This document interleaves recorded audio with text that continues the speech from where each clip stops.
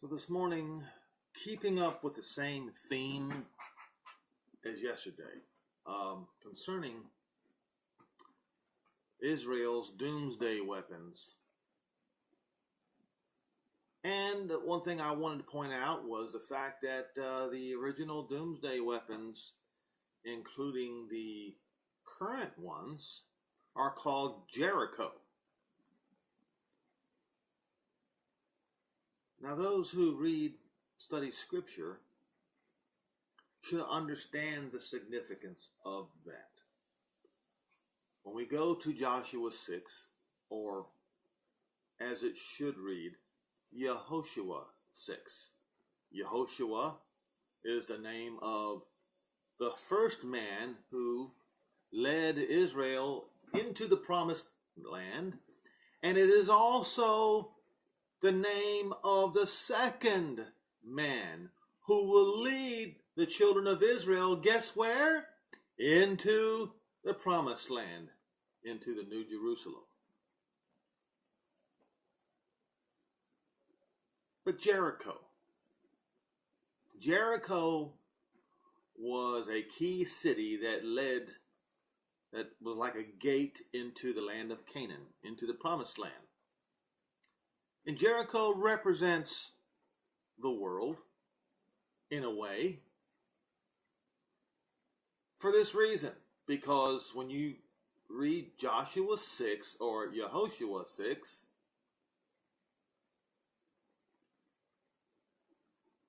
and let's start in verse 6. Actually, no, let's just go ahead and start in verse 1. Because explicit instructions were given, starting in verse 1. Now Jericho was straitly shut up because of the children of Israel. Because of the children of Israel, none went out and none came in. And Jehovah said unto Yehoshua, Look, I have given you into your hand Jericho, and the king, and the mighty men of valor, and you shall surround the city, compass the city, which means to go walk around the city, all you men of war, and go round about the city once.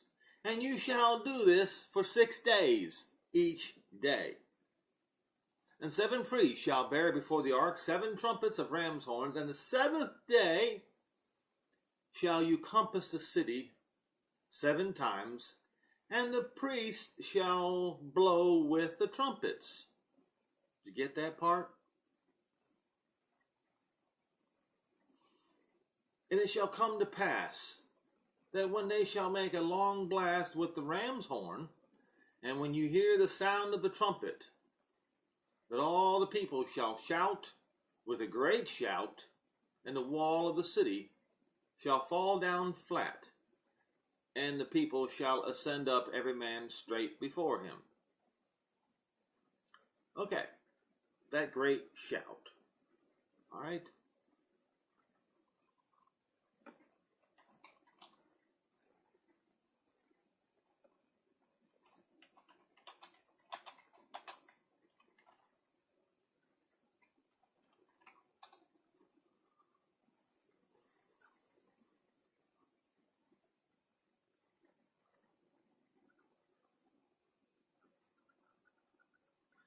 Second Thessalonians 4, verse 16.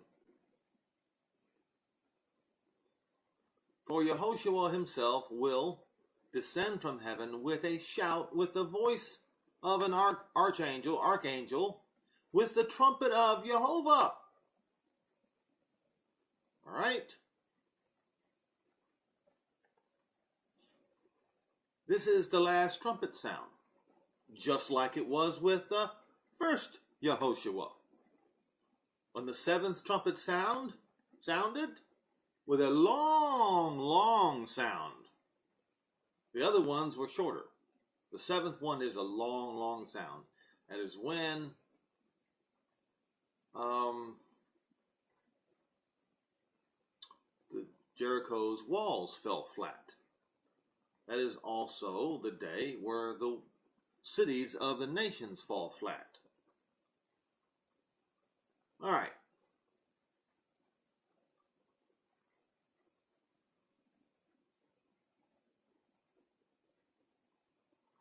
So then, verse 6, Yahoshua, the son of Nun, called the priests and said unto them, take up the ark of the covenant, and let 7 priests bear 7 trumpets of ram's horns before the ark of Jehovah. And he said unto the people, go on and compass the city, and let him that is armed pass on before the ark of Jehovah. And it came to pass that when Yahoshua had spoken unto the people, that the 7 priests bearing the 7 trumpets of ram's horns passed on before Jehovah, and blew with the trumpets, and the ark of the covenant of Jehovah followed them.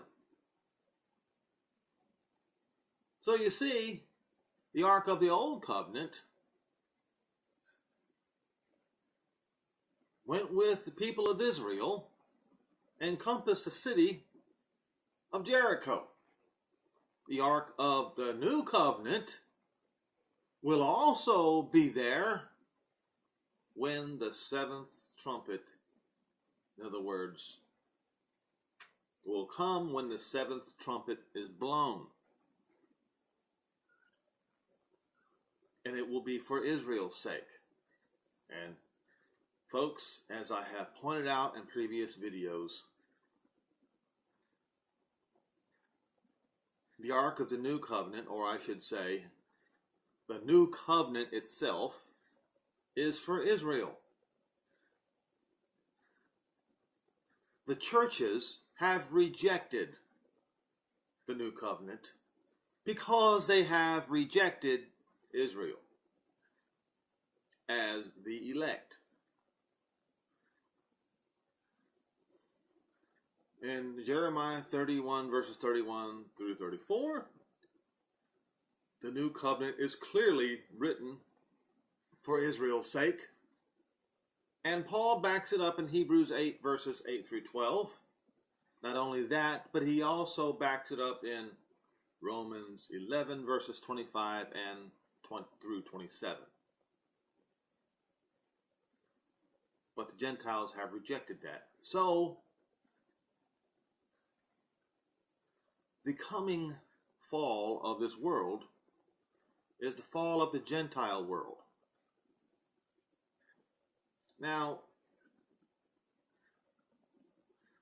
what Israel has done with their nuclear weapons,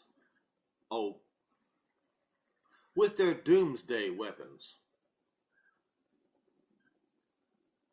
is prophetic. Let's have a look, shall we? Wikipedia. Jericho is a general description given to a loosely related family of deployed ballistic missiles developed by Israel from the 1960s forward. The name is taken from the first development contract for the Jericho 1 signed between Israel and Dassault in 1963, with the code name as a reference to a biblical city of Jericho. As with most of Israel's unconventional weapon systems, exact detail are classified, though they are observed test data, public statements by government officials, and details in open literature, especially about the Shavit satellite launch vehicle. The later Jericho family development is related to the Shavit and Shavit 2 space launch vehicles, believed to be derivatives of the Jericho 2 IRBM, which preceded development of the Jericho 3 ICBM, intercontinental ballistic missile.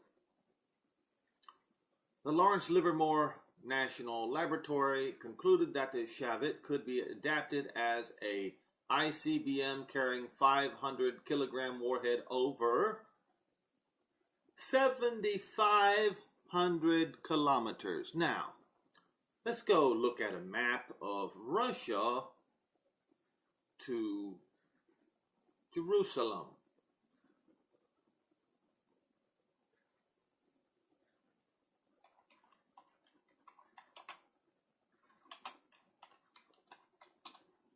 $7,500 kilometers, right?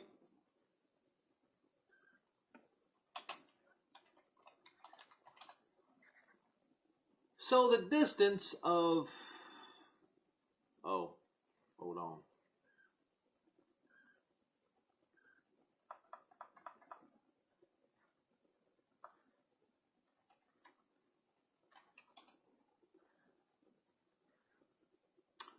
All right, so the distance of Jerusalem to Moscow is 3,829 kilometers.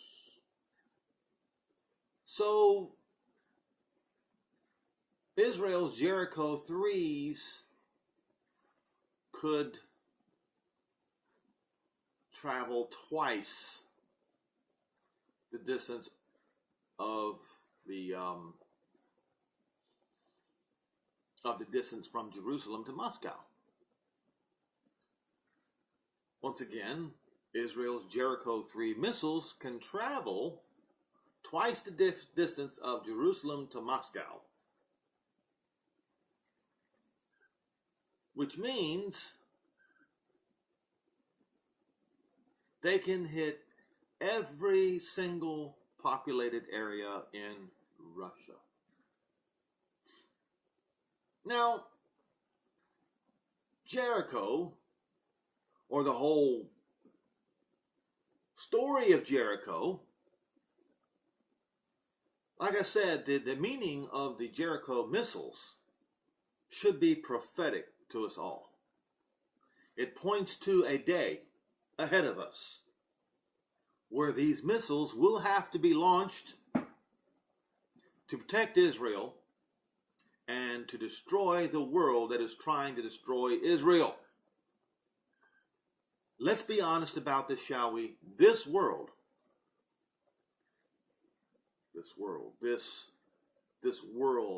age, Western civilization is trying to destroy Israel. And for that reason, this world, this age, Western civilization, including all the nations round about Israel, will have to be destroyed.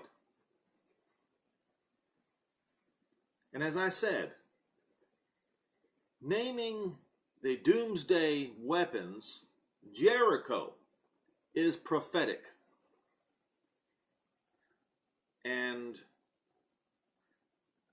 when they are launched, it will be the end of the world as we know it. Believe it, because it is prophetic.